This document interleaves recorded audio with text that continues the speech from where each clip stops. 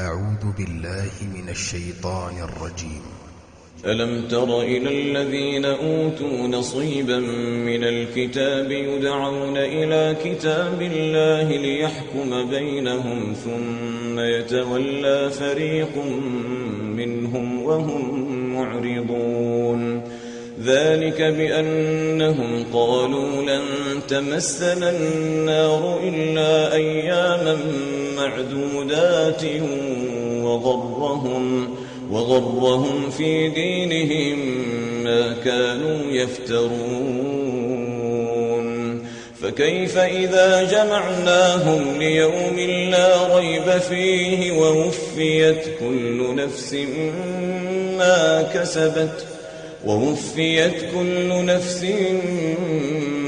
كسبت وهم لا يظلمون. قل اللهم مالك الملك تؤتي الملك من تشاء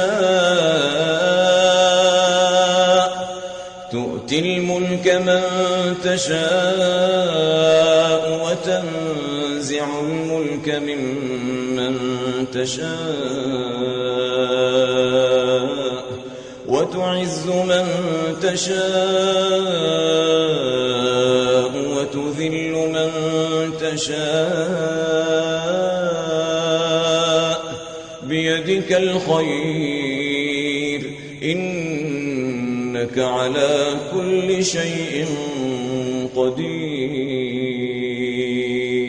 تولج الليل في النهار وتولج النهار في الليل وتخرج الحي من الميت وتخرج الميت من الحي وترزق من تشاء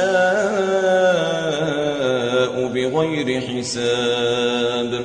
لا يتخذ المؤمنون الكافرين أولياء من دون المؤمنين ومن يفعل ذلك فليس من الله في شيء إلا أن تتقوا منهم تقاه ويحذركم الله نفسه وإلى الله المصير.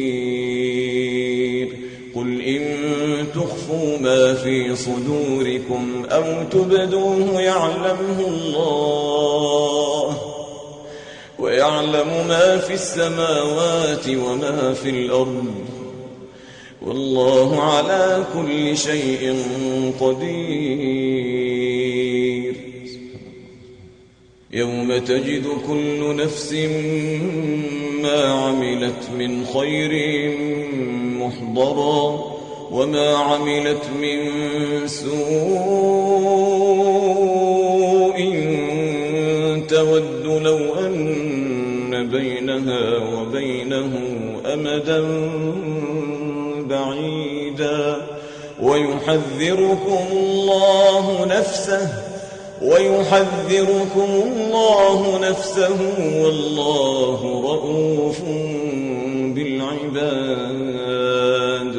قل إن كنتم تحبون الله فاتبعوني يحببكم الله ويغفر لكم ذنوبكم والله غفور رحيم.